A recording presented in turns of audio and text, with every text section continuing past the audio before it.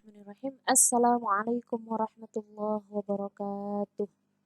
Bismillah, alhamdulillah, assalatu wassalamu ala asyrafil anbiya'i wal mursalin, Sayyidina wa maulana Muhammadin wa ala alihi wa sahbihi ajma'in, amma ba'd. Alhamdulillah, selamat datang anak-anakku semua di kelas daring mata pelajaran pendidikan agama Islam dan budi pekerti kelas 7. Pada kesempatan kali ini, Bu Silva ingin menambahkan poin-poin terpenting ya yang belum saya bahas di pertemuan kemarin tentang bab 5, yakni indahnya kebersamaan dengan sholat berjamaah.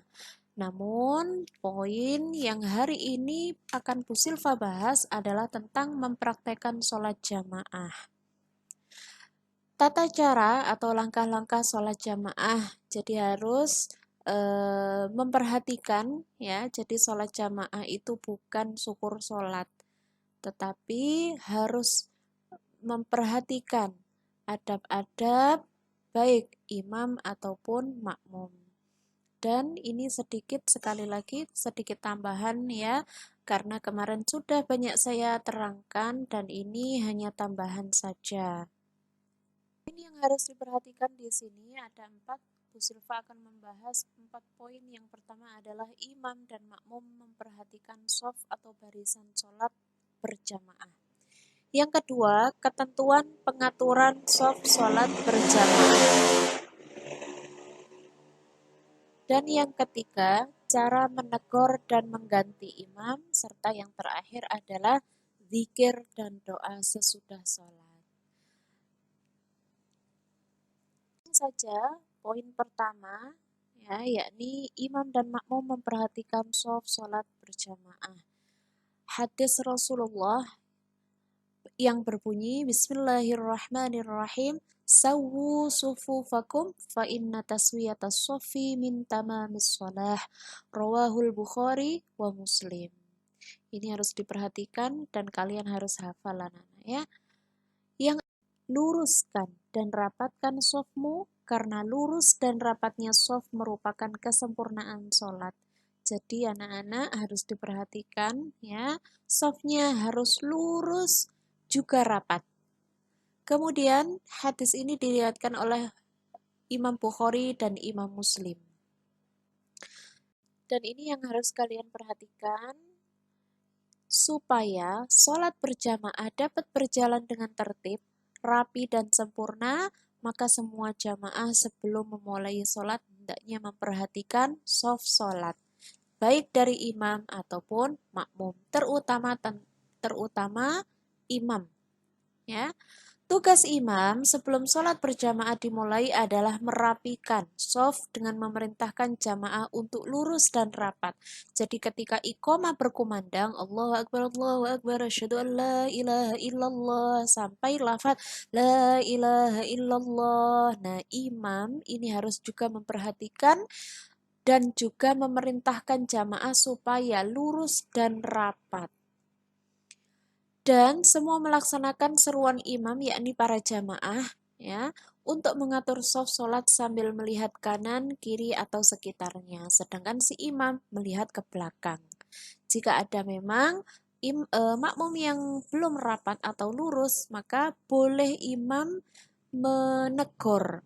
Ya, karena itu salah satu tugas dari imam, agar sempurna sholat jamaah kita, agar apa yang sudah dijanjikan oleh Allah dan Rasul-Nya, yakni akan dapat pahala 27 derajat. Dan poin yang kedua yang harus diperhatikan atau langkah-langkah sholat jamaah, ya, yakni ketentuan pengaturan shaf sholat berjamaah. Yang pertama, di sini ada 3 kriteria. Yang pertama, apabila makmum hanya seorang, jadi hanya 1 orang, berarti 2 orang yang melakukan sholat jamaah, 1 jadi imam dan 1 jadi makmum. Ia berdiri dekat di belakang imam agak ke kanan sedikit. Apabila datang makmum kedua, maka makmum pertama mundur. Jadi dikasih kode dengan menepuk atau menyentuh pundak. Ya, pundak dari makmum pertama tadi. Ini nanti saya kasih gambaran ya, biar lebih jelasnya. Yang kedua, apabila makmum terdiri atas 2 orang laki-laki, nah, jadi kalau makmumnya 2, satu makmum berdiri di belakang imam sebelah kanan, dan yang satunya lagi di sebelah kiri. Jadi kanan dan kiri imam diisi. Kemudian jamaah yang lain supaya segera mengisi di kanan dan kiri yang masih kosong. Ya, jadi mundur sedikit. Jadi bukan di belakang imamnya pas ini jika ada 2 makmum. Ya.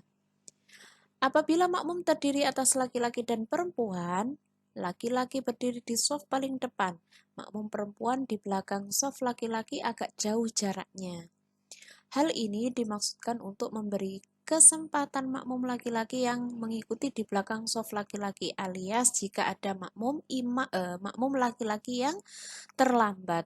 Apabila memungkinkan, boleh saja shaf wanita disendirikan berada sejajar dengan shaf laki-laki dengan diberi tabir. Ini yang biasa banyak dipraktekkan di langgar-langgar. Nah, coba ya diperhatikan dengan baik anak-anak gambar pengaturan shaf sholat berjamaah berikut ini. Poin yang A. Nah, poin yang A ini jika ada satu makmum saja. Jadi mepet, ya ini mepet ini ya hanya gambarnya saja. Tapi kalau kalian mempraktekkan, jadi sajadahnya dipepetkan, bukan menurut gambar kotak ini. Jadi kalau ada gambar pertama, kalau ada makmum satu saja, maka ada di kanannya. Kemudian yang B, jika ada makmum yang kedua, nah, makmum pertama tadi dikasih kode dengan menyentuh, ya, menyentuh pundaknya agar mundur. Lubu, berarti mundur dengan jalan kaki, iya. Mundurnya 1 langkah hati-hati dan pelan-pelan, 1 langkah ke belakang. Meluruskan dengan makmum yang kedua yang baru datang atau makmum masbuk. Kemudian poin yang C, nah jika ada makmum yang lebih dari 2, maka langsung bisa sejajar dengan semua makmum dan ada di belakang imam lurus. Ya. Kemudian yang keempat, nah imam dengan lebih dari 3. Nah, jadi ini makmumnya datang, kalau datang berarti mengisi di kanan dan kirinya makmum yang lain. Paham ya anak-anak ya? Sangat jelas sekali. Akan saya lanjutkan poin yang ketiga. Nah, ini poin yang ketiga yang juga lebih penting dan anak-anak harus memahami ya, ketentuan bacaan lirih dan nyaring. Jadi, nah, semua jamaah terutama imam harus memperhatikan dan memahami betul bacaan lirih dan nyaring. Yang pertama di sini bacaan sholat yang dibaca lirih atau dalam bahasa Arabnya adalah sirron. Nah ini harus diperhatikan kapan itu semua rokaat sholat duhur dan asar. Ingat anak-anak, duhur dan asar semua dibaca pelan, termasuk Al-Fatihah dan bacaan suratnya. Kemudian yang kedua pada rokaat ketiga dan keempat pada sholat maghrib dan sholat isya. Nah ini sholat maghrib dan isya di rokaat kedua, di rokaat ketiga dan keempat pada sholat isya. Kemudian yang kedua, bacaan sholat yang dibaca nyaring atau jahron dalam bahasa Arabnya. Kapan saja? Yang pertama, saat membaca surat Al-Fatihah dan surat Al-Quran atau ayat-ayat atau surat-surat pendek. Dan itu saat rokaat pertama dan kedua di sholat maghrib, isya, dan subuh. Yang kedua, bacaan takbir intikol atau takbir setiap ganti gerakan sholat. Semua sholat. Ya, semua sholat 5 waktu. Bacaan iktidal dan salam yang pertama ketika sholat berjamaah. Jadi semua 5 sholat waktu ya. Takbir intikolnya harus dibaca keras. Selanjutnya, poin keempat, yakni cara menegur dan mengganti imam. Ini harus diperhatikan anak-anak ya, semuanya harus memahami. Yang pertama, cara menegur imam. Jika imam lupa atau salah dalam membaca Al-Quran atau bacaan Al-Qurannya ada yang salah, maka makmum mengingatkannya dengan lafaz Al-Quran yang benar, alias melanjutkan bacaan imam tadi. Adapun jika imam lupa dalam gerakan sholat, maka jika makmum laki-laki wajib mengingatkan imam dan mengucapkan bacaan tasbih Subhanallah. Ya, jika makmum perempuan, cara mengingatkannya dengan menepuk tangannya sendiri. Ini harus betul-betul difahami. Ya, cara mengganti imam. Jika imam telah batal atau tidak mampu lagi memimpin sholat karena suatu hal, misalnya buang angin atau kentut, maka imam memberi kode. Ya, salah satu tangan memegang hidung, lalu tangan yang lain menarik makmum yang di belakangnya tanpa bicara. Lalu salah satu dari makmum tersebut maju menggantikan imam yang batal dengan cara maju selangkah ke depan dan melanjutkan tugas imam, memimpin sholat sampai selesai.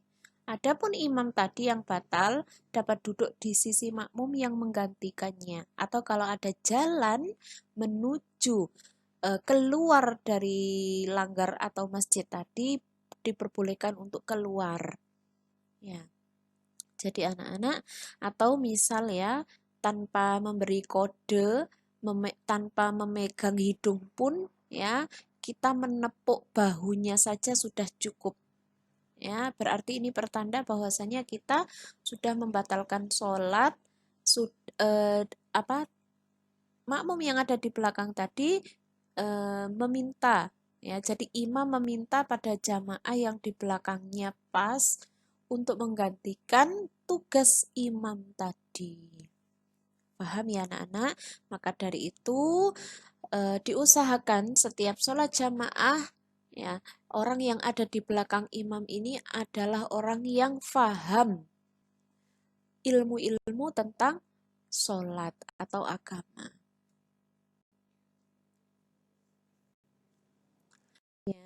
Adalah yang terakhir ini ya, zikir dan doa. Anak-anak perlu diingat, perlu diketahui, doa itu adalah senjatanya orang mukmin. Ad-du'a'u silahul mukmin. Doa adalah senjata orang mukmin. Yang namanya senjata, tujuan mempunyai senjata ini untuk menjaga diri kita, ya, menjaga diri dari semua bahaya. Sama dengan doa. Ya, doa adalah senjata orang mukmin. Maka kita sebagai orang mukmin jangan sampai kita tidak berdoa. Anak-anak, orang yang tidak berdoa berarti dia sombong. Kenapa kok disebut orang yang sombong? Berarti dia sama saja tidak membutuhkan Allah. Doa itu kan meminta.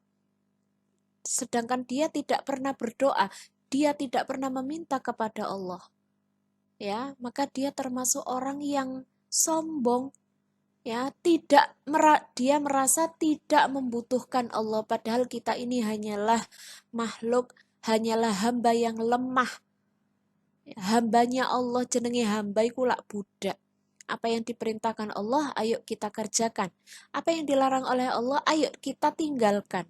Maka di dunia ini tempatnya ibadah, tempatnya mencari amal, golek sangu gawe ben di akhirat.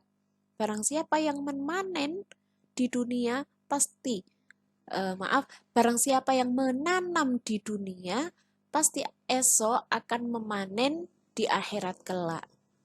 Paham ya anak-anak ya? Jadi dari sini Bu Silva meminta kalian, Bu Silva mengharap pada kalian jangan sampai dilupakan.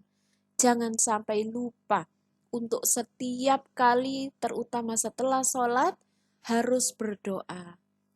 Terutama berdoa untuk diri sendiri dan yang paling utama adalah kedua orang tua.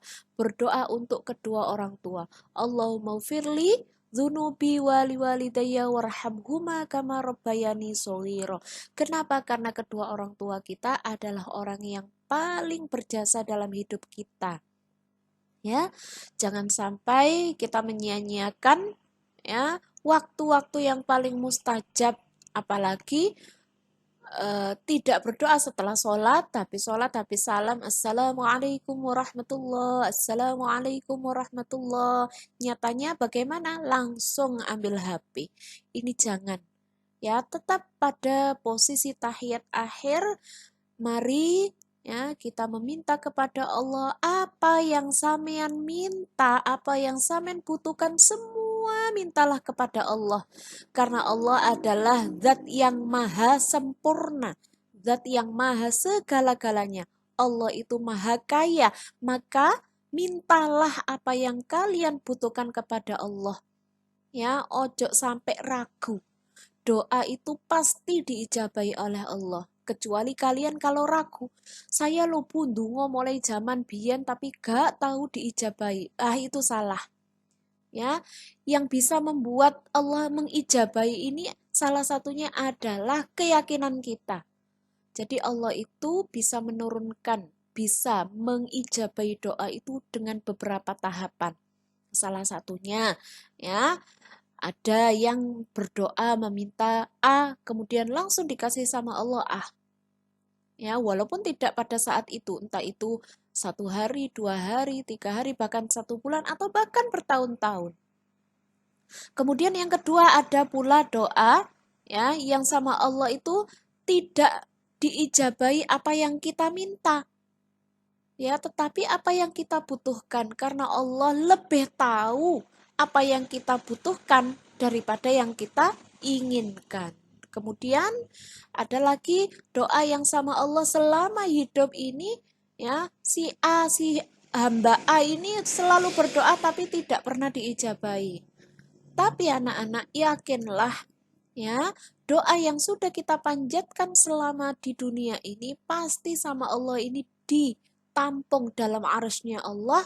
Ya, kalau tidak diijabahi oleh Allah di dunia, maka pasti akan diijabahi oleh Allah di akhirat kelak.